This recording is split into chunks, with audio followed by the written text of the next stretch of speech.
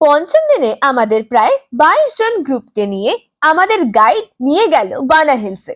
ভিয়েতনামের দানাং শহরের কাছে অবস্থিত এই বানা হিলস। এই জায়গাটি একটি জনপ্রিয় পর্যটন কেন্দ্র। বানা হিলসের বৈশিষ্ট্য হলো এখানের ফরাসি স্থাপত্যে ঘেরা ফরাসি গ্রাম, অসাধারণ গোল্ডেন ব্রিজ, বুদ্ধ মন্দির, সুন্দর সাজানো বিশেষ অর্কিড গার্ডেন আর খুব মনোরম শীতল আবহাওয়া। এখানে সব থেকে আকর্ষণীয় হলো কেবল কার রাইডটা। এখানের কেবল কার রাইডটা পৃথিবীর অন্যতম দীর্ঘ নন স্টপ সিঙ্গেল ট্র্যাক কেবল কার। কেবল কার রাইডটা 2017 সালে চালু হয়। 5 কিলোমিটার এই কেবল কার রাইডটা যেতে 20 মিনিট সময় লাগে।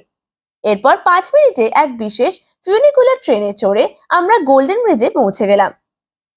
তার ও স্থির ইঞ্জিনের সাহায্যে ঢালু পথে চালিত রেলগাড়িকে ফিউনিকুলার ট্রেন বলা হয়।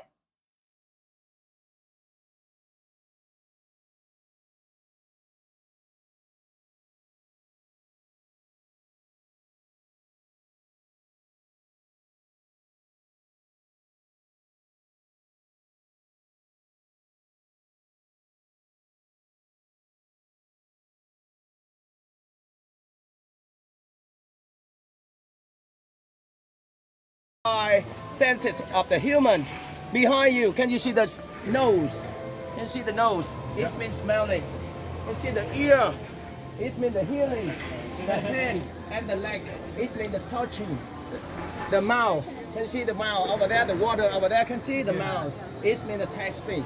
And the last one behind the tree, that is the eyes, looking. So now we are going to the Golden Bridge. It's new place. It's built 2018. So we have about 25 minutes for walk through the bridge. ভিয়েতনামের ডানাংয়ের হুয়াভাং জেলার বানা হিলসে এই golden ব্রিজটি রয়েছে। এই ব্রিজটি একটি 150 metre দৈর্ঘ্যের পথচারী সেতু।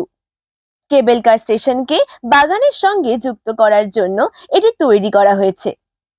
কুয়াশার মাঝে ভেসে থাকা এই সোনালী সেতু থেকে ডানাং শহরের অপূর্ব দৃশ্য যেন মনকে এক অনন্য প্রশান্তি এনে দিল। সমুদ্রপৃষ্ঠ থেকে প্রায় 1400 মিটার উঁচুতে অবস্থিত এই হ্যান্স ব্রিজটি। সোনালী রঙের এই সেতুটি ফাইবার গ্লাস এবং তারের জাল দিয়ে তৈরি।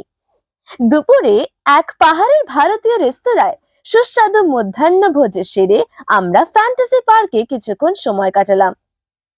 এটি ভিয়েতনামের অন্যতম বড় ইনডোর গেমস জোন। এখানে 4D ও 3D সিনেমা দেখলাম। রয়েছে ডাইনোসর পার্ক সহ নানা রোমাঞ্চকর খেলা। এছাড়াও আমরা কিছুক্ষণ ভ্যাক্স মিউজিয়ামেও সময় কাটালাম। তারপর আমরা সন্ধ্যে 6টা নাগাদ ডানাং এ ফিরলাম। যেহেতু রাত 9:30টায় আমাদের হানয় এর উদ্দেশ্যে ফ্লাইট ছিল ভিয়েতনাম এয়ারলাইন্সে। আমরা হানয় পৌঁছে এখানের হোটেলে এলাম 11:45 নাগাদ। এখানের হানয় সিভা ডিউলেক্স হোটেলে আমরা রাতে বিশ্রামটা নিলাম।